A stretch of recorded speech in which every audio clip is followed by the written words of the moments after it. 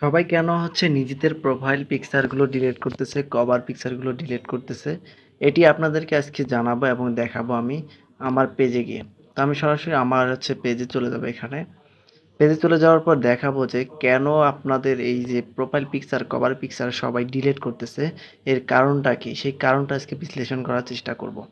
ধরেন যে আপনার বড় কোনো ফেসবুক পেজ রয়েছে, সেক্ষেত্রে কিন্তু আপনার পেজে প্রোফাইল পিকচার বা কভার পিকচার দেওয়া থাকবে।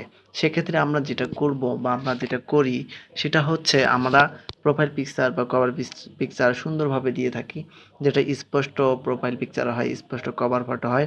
যাতে আমাদের কেউ যদি খুঁজতে চায় বা খোঁজে বা কেউ আমাদেরকে সমর্থন করে, সেক্ষেত্রে দ্রুত আমাদের পিকচার বা কভার দেখলেই তারা বুঝতে পারে। কিন্তু এই ক্ষেত্রে আমরা বর্তমান সময়ে কিন্তু আমি দেখতেছি সকল বড়, বড় যারা কনটেন্ট ক্রিয়েটর রয়েছে, ইউজাররা রয়েছে, তাদের এই যে প্রোফাইল পিকচার সেটি কিন্তু ডিলিট করতেছে। প্লাস কভার পিকচার যেটা রয়েছে সেটা কিন্তু ডিলিট করা। কেন ডিলিট করা?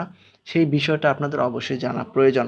কারণ যে বড়, বড় কনটেন্ট ক্রিয়েটর বা বড়, বড় যারা ইউজার রয়েছেন তাদের কিন্তু পেজগুলো উঠে গিয়েছে এবং অনেক যারা হ্যাকার রয়েছে তারা কিন্তু এই বড়, বড় পেজ বা বড়, বড় যারা ইউজার রয়েছে তাদেরকে তারা ফলো করে তাদেরকে তারা একটা সমস্যার সৃষ্টি করে। তাদের পেজগুলোতে স্ট্রাইক বা মনিটাইজেশন চলে যাওয়া বা কপিরাইট দেওয়া এই ধরনের কাজগুলো করে থাকে। অনেক সময় দেখেন নিজেদের ভিডিও দেওয়া সত্ত্বেও এই কাজগুলো হয়ে আসতেছে। তো কথা সেটাই যে এখন পর্যন্ত যাদের এই বড়, বড় ইউজার রয়েছেন, বড়, বড় কনটেন্ট ক্রিয়েটর রয়েছেন, তারা কিন্তু এই কারণেই যারা হ্যাকার রয়েছেন, যারা কপিরাইট দেন, মনিটাইজেশন দেন এবং মনিটাইজেশন চলে যায়, সেই ক্ষেত্রে সেখান থেকে বাঁচার জন্য কিন্তু তারা এই প্রোফাইলগুলোর যে পিকচারগুলো সেগুলো ডিলিট করে রাখেন এবং তারা এই কভারগুলো ডিলিট করে রাখেন।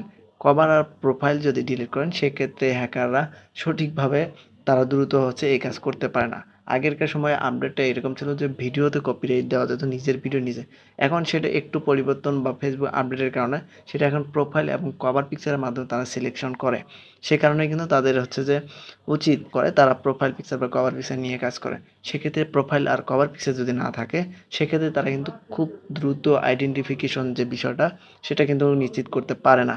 আর এই কারণেই কিন্তু আমরা যারা রয়েছি ইউজাররা তারা কিন্তু এই যে প্রোফাইল পিকচার আর কভার পিকচারগুলো উঠিয়ে রাখে বা মুছে ফেলে, যেটার কারণে তারা সুনিশ্চিতভাবে ফেসবুক কর্তৃপক্ষের কাছে কোনো তথ্য না দেওয়ার কারণে তাদের যে ডকুমেন্ট, তাদের যে প্রবলেমগুলো রিপোর্ট করে সেগুলো তারা সাকসেসফুল হতে পারে না।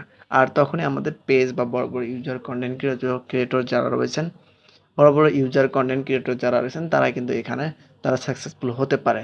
এই কারণেই প্রোফাইল এবং ফেসবুক কভার রয়েছে সেটা ডিলিট করে রাখতেছে। আপনি চাইলে আপনার প্রোফাইল এবং আপনি চাইলে আপনার যে আপনি চাইলে আপনার যে পেজ রয়েছে সেই পেজটা কিন্তু আপনিও ডিলিট করে রাখতে পারেন প্রোফাইল এবং কভার, সেটা আপনার নিরাপদের জন্য। সেটা আপডেট কিছুদিন হবে, কিছুদিন পর আবার স্বাভাবিক হয়ে যাবে, তখন আপনি দিতে পারেন। আপনি যদি এটা মনে করেন দেখবেন যে ফেসবুকে ঢুকলে বড়, বড় ইউজার বা বড়, বড় কনটেন্ট ক্রিয়েটর যারা রয়েছে তারা কিন্তু সকলেই তাদের নিজ, নিজ যে ফটোগুলো সেগুলো তারা মুছে ফেলতেছে। এই কারণটাই মূল। তো আমরা এটা মেনে আমরা নিজেদের অ্যাকাউন্টগুলো সুরক্ষিত রাখবো। সকলে ভালো থাকবেন, সুস্থ থাকবেন। আল্লাহ হাফেজ। আর আমার চ্যানেলটি যারা দেখতেছেন নতুন তারা অবশ্যই লাইক, কমেন্ট, সাবস্ক্রাইব করে পাশে থাকবেন। ধন্যবাদ সকলকে।